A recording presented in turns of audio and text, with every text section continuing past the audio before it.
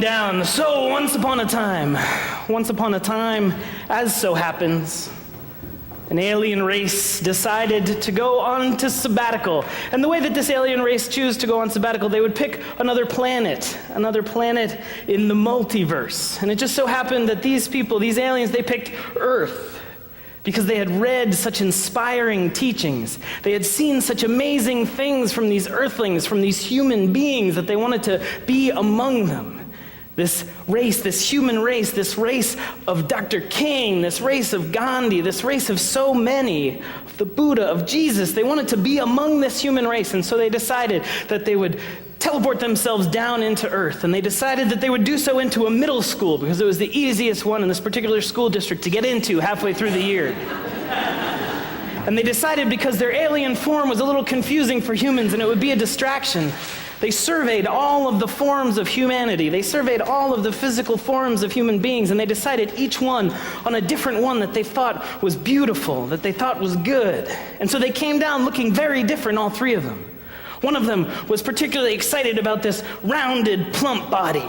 And so he came down, and he came into his first day of school all round and beautiful. And his friend, she decided on this tall, skinny, slender body, because she was excited about reaching things that are very high up. And she came down, and she was in this body. And another was intrigued, thought it was beautiful, this body that walked with long, silver, glistening appendages coming off of its arms, and came down in this body. And they came into their first day of school, and they were a little confused. See, at first people treated him a little weird, and then eventually, as the first week progressed, people started to get a little mean. To the rounded one, people started calling him chubby, people started calling him fat, people started calling him meat. And in the beginning, it just seemed a little strange, and eventually it started to hurt his feelings. And to the long and tall one, people in the beginning called her beanpole, they called her giraffe, they called her stick. And in the beginning, it just felt a little strange, and eventually it began to hurt her feelings. And with the last, it was even weirder, because people didn't even really talk. People kind of pretended that they didn't even see her. In the beginning, it was weird, but eventually it started to hurt her feelings. And so it was that as the second week progressed, as things got worse, all three of them were sad, all three of them were confused.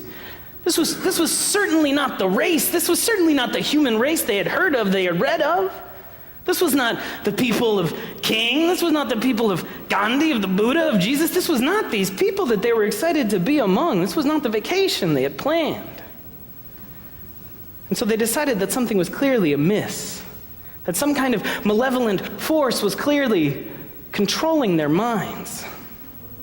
And so, with their advanced alien technology, they decided to take a break from school. Said their family was traveling. It just couldn't be avoided. And so they started looking around in the middle of the night, going around their community. And sure enough, with these special goggles, they could see this iridescent green haze drifting out of the houses at night. When they came closer and they looked through the windows, they could see multiple TVs on at once. Sometimes people had televisions and laptops open, looking at the laptop and the television. And from each screen, there was this iridescent green haze that came off and kind of mingled into their eyes, covering their eyes. And they knew something sinister was afoot. And so they decided they would track this green haze. And with their advanced alien technology, they tracked it all the way up to a satellite and then all the way back down to a basement, to a cavernous underground lair.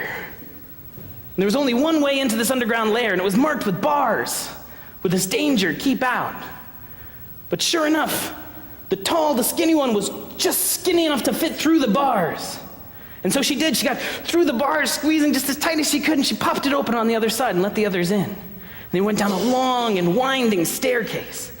And there, in the very bottom, there was this huge machine surrounded by a moat, emitting these green gaseous rays in all sorts of directions. And they knew they had to dismantle this machine. But there was this moat, and they couldn't get across it. But luckily enough, the rounded one had an idea. And so he grabbed the crutches from the one with the silver crutches, and he ran as fast as he could, and he hurled himself down onto the ground, and the crutches propelled him up into the air, and he steeled himself, and he bounced right into the full body of the machine, and it started to crack. One tiny little hairline crack went up the side of it, and it started to shake, and it started to tremble, and started to fall down, and he had just enough time to catapult himself back to the other side.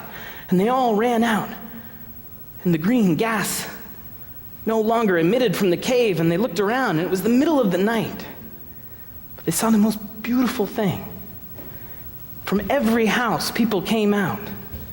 People came out, and they almost couldn't speak because the scales had fallen from their eyes, and they looked upon one another like they saw each other for the first time.